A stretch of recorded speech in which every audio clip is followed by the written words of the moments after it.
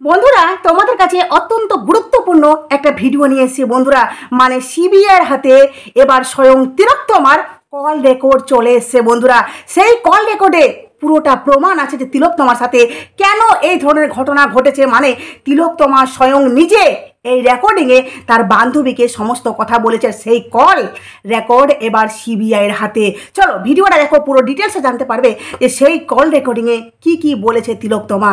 আরেকটা ভাইটাল কথা বন্ধুরা, যেই রাত্রে ঘটনাটা ঘটে সেই রাত্রে এক পেশেন্ট সেমিনার রুমের পাশের রুমে ছিল, আর সেই পেশেন্ট দেখেছে যে ওই রাত্রে কি ঘটনা ঘটেছে। চলো ভিডিওটা দেখো, পুরো ডিটেলসে বলবো, কারণ সেই পেশেন্ট আজকে মুখ খুলেছে বন্ধুরা। চলো, হ্যালো বন্ধুরা, welcome back to my channel. তোমাদের সবাইকে আমার নতুন একটি ভিডিওতে স্বাগত বন্ধুরা। তো আশা করি তোমরা অনেকে কিন্তু এই কথাটা শুনে একটু ঘাবড়ে গেছো যে তিলোত্তমা এবার কি বললো। হ্যাঁ বন্ধুরা, তিলোত্তমা সব কিছু বলেছে সেই রেকর্ডিংয়ে, কারণ সেই রেকর্ডিং পেয়েছে সিবিআই এই তিলোত্তমার বান্ধবীর মোবাইল থেকে বন্ধুরা। প্রথমত বলি যে এই যে তিলোত্তমাকে কেন মার্ডার করা হয়েছে, কেন মেয়েটাকে ধর্ষণ করা হয়েছে, কেন এতটা ষড়যন্ত্র করে একটা মেয়েকে, একটা চিকিৎসককে মার্ডার করা হয়েছে, তাই না? তো তার আগে বলি যে এই যে সিবিআই তদন্ত করছেন, ওনারা কিন্তু তিনটে ভিত্তিতে মানে তদন্ত করছেন। প্রথমত হলো যে কি তথ্য প্রমাণ প্রমাণ লোপাট করা হয়েছে, এটা এক নাম্বার। আর দ্বিতীয় নাম্বার হলো গিয়ে যে ধর্ষণ খুনের ঘটনা কে ঘটালো, এমনকি তৃতীয় নাম্বার হলো যে পুরো ষড়যন্ত্রে কে জড়িত। ঠিক আছে, এবার তোমাদের কাছে মুদ্রা কথায় আসি বন্ধুরা, যে মেয়েটি এই যে তিলোত্তমা, তোমাদেরকে প্রথমেই বলেছি অনেক কটা ভিডিওতে যে তিলোত্তমা কিন্তু অনেক ব্রিলিয়ান্ট, এমনকি এক সত্যবাদী মেয়ে ছিল, যেই মেয়ে নিজে পরিশ্রম করে পড়াশুনো করে বলতে পারো ভালো রেজাল্ট করতে নিজে ভালোবাসতো বা পছন্দ করতো। কখনো ঘুষ দিয়ে সে কখনো রেজাল্ট নিজে ভালো নিয়ে আসতো না, কারণ ওই কলেজে কিন্তু সন্দীপ ঘোষ এই ধরনের কাজ করতো। মানে রেজাল্ট পাস আউটের সময় সে স্টুডেন্টের কাছ থেকে প্রচুর টাকা নিত বন্ধুরা। ঠিক সেইভাবে এই তিলোত্তমাকেও অফার বলবো না, তিলোত্তমাকেও বলা হয়েছিল যে তোমার রেজাল্টের জন্য যদি তুমি ভালো রেজাল্টে পাস করতে চাও তাহলে তোমাকে টাকা দিতে হবে। আর সেখানে কত টাকা তোমরা জানলে অবাক হয়ে যাবে বন্ধুরা। সেখানে সন্দীপ ঘোষ মানে এই তিলোত্তমার মধ্যে একটা ছিল, মানে ওর মধ্যে একটা সততা ছিল যে না, আমি নিজে পড়াশোনা করছি, নিজে পড়াশোনা করে আমি ভালো রেজাল্ট করতে পারবো, এটা আমার বিশ্বাস, আমি কখনো টাকা দিব না।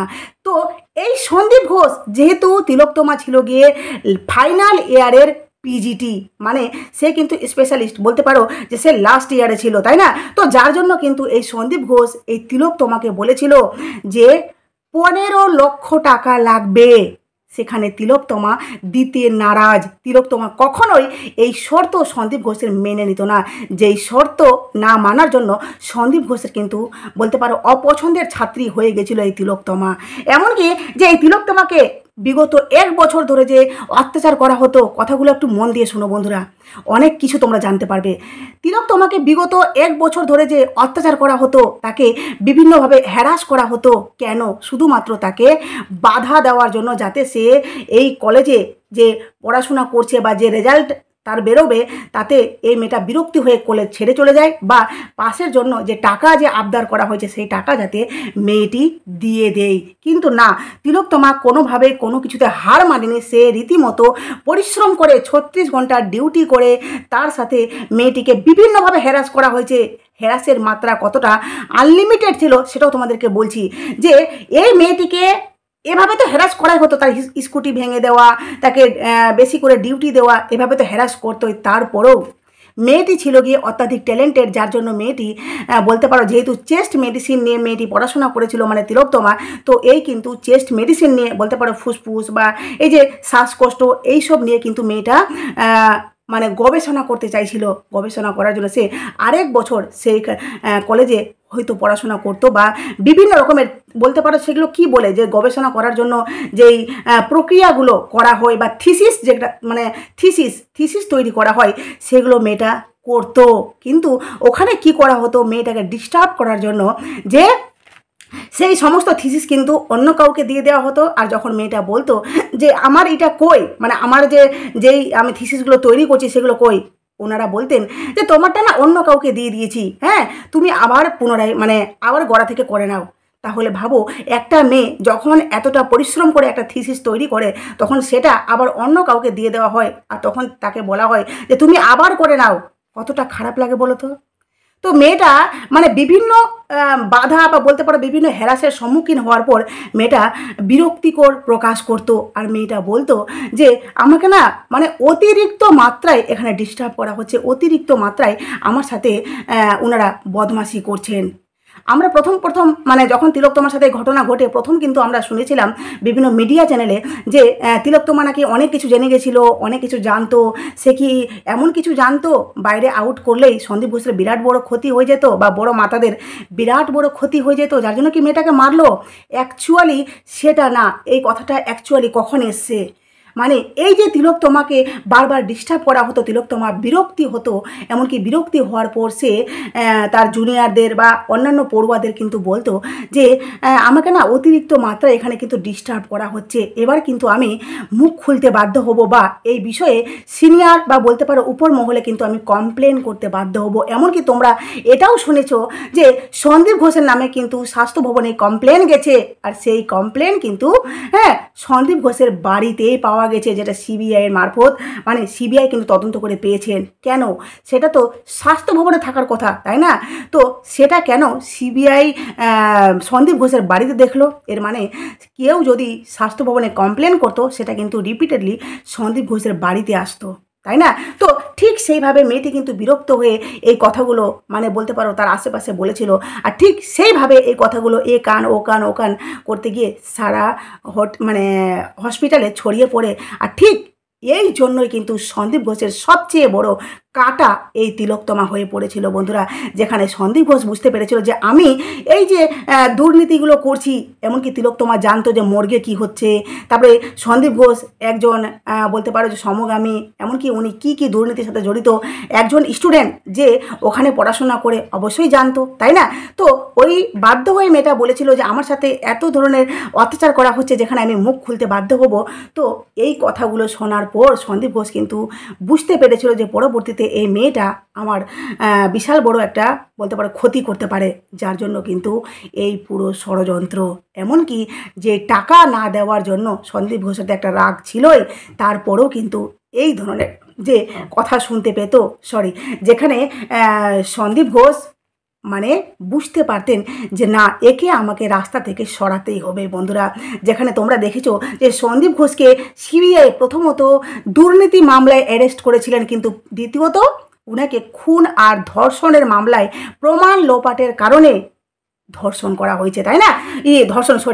অ্যারেস্ট করা হয়েছে। এবার তোমাদেরকে বলি যে এই যে কথাগুলো, এই কথাগুলোকে আমি বানিয়ে বানিয়ে বলছি না, পুরোটাই সত্য কথা বন্ধুরা।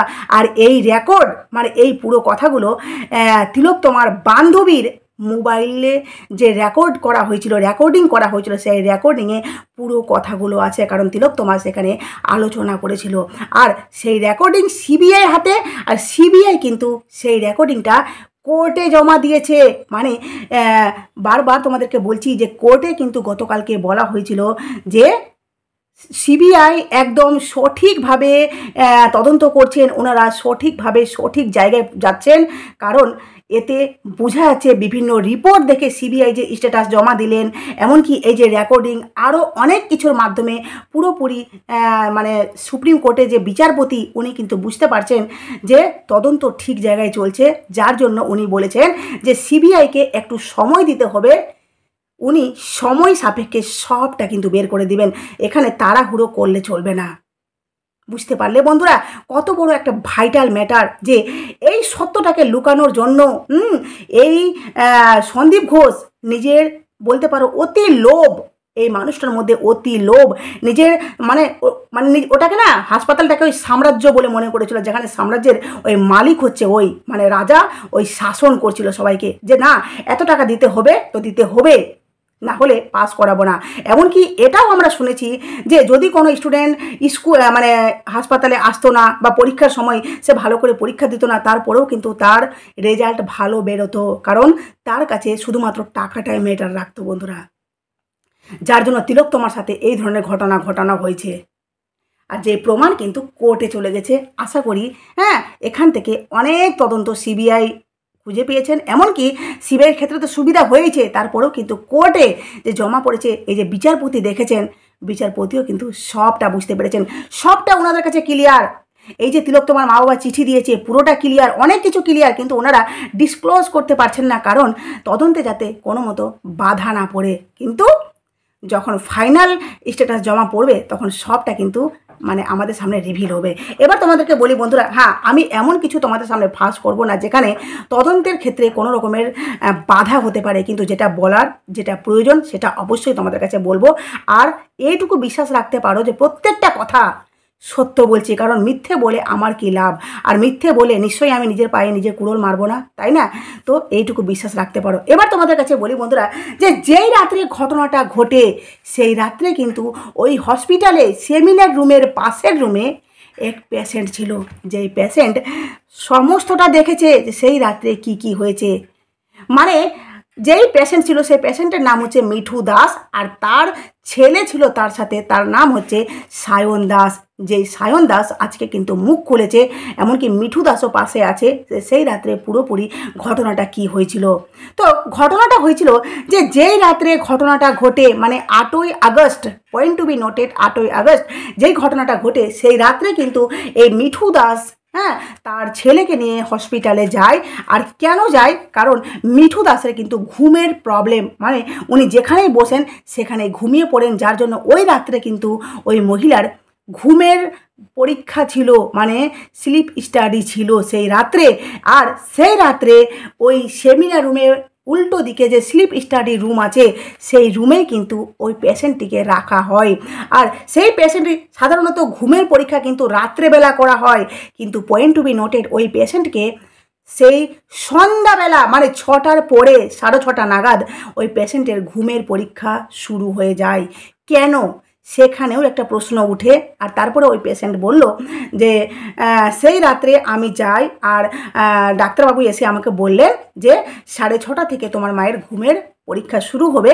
তো 6:30টার সময় ডাক্তারবাবু এসে আমার মাকে মেশিন টেশিন লাগিয়ে বিভিন্ন যেভাবে মানে পরীক্ষাটা হয় সেভাবে করে মাকে ঘুমাতে বললেন। এমনকি আমি বললাম যে আমি কিছু করবো, বাকি আমাকে কি থাকতে হবে এখানে? তো উনি বললেন আপনি পাশে চুপচাপ করে বসে থাকুন, যদি আপনার মা নড়াচড়া করে তাহলে কিন্তু মেশিন খুলে যাবে, আর আমাকে কিন্তু আপনি ফোন করবেন।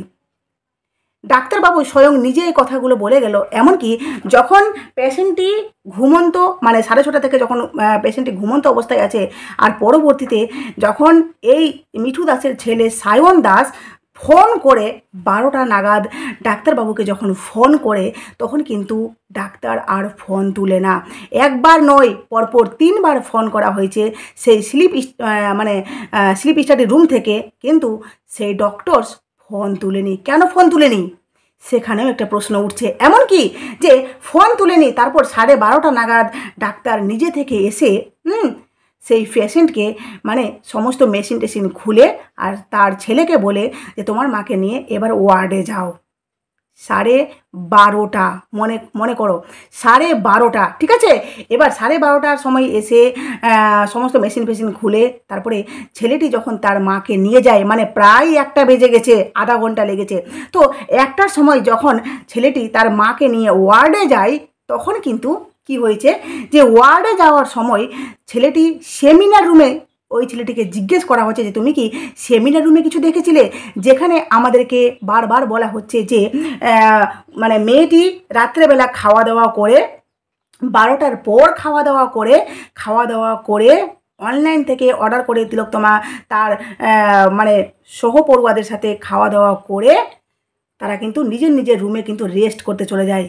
তাহলে এই যে মেয়েটি সেমিনার রুমে গেছিল, তাই না? বলেছিল যে তিলোত্তমা সেমিনার রুমে রেস্ট করতে গেছিল, কিন্তু ওই ছেলেটি বলে যে আমি 1টার সময় আসার সময় দেখি সেমিনার রুমে কেউ নেই, পুরো নিস্তব্ধ চুপচাপ ছিল।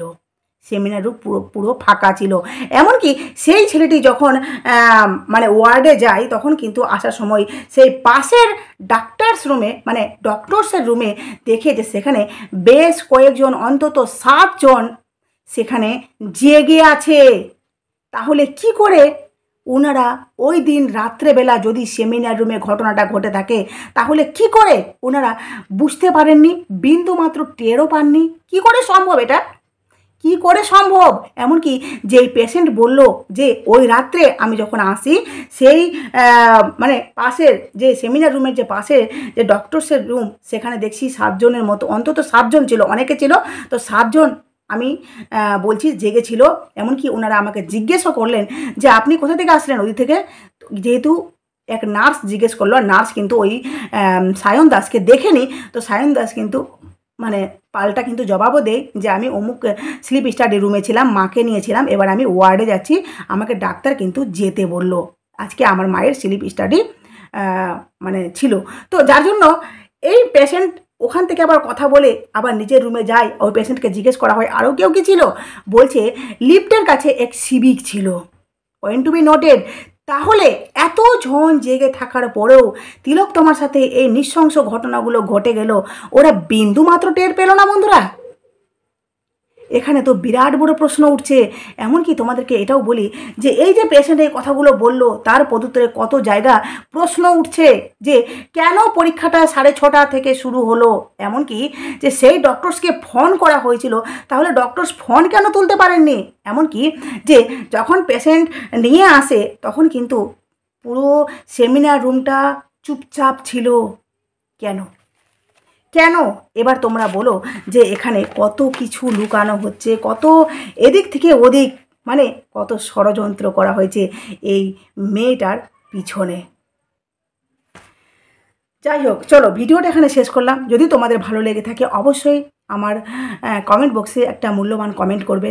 একটাই কমেন্ট করো, উই ওয়ান্ট জাস্টিস। হ্যাঁ, আগে ওয়ান্ট লিখতাম, আমার মনে হয় এখন ওয়ান্ট না ডিমান্ড লেখো, উই ডিমান্ড জাস্টিস। তাতে তিলোত্তমার আত্মার শান্তি হবে যে আমরা মানে জাস্টিস চাই, এটা আমাদের অধিকার, তাই না? চলো, আর ভালো লাগলে অবশ্যই আমার চ্যানেলটি সাবস্ক্রাইব করে নোটিফিকেশান অল করে প্লিজ পাশে থেকো।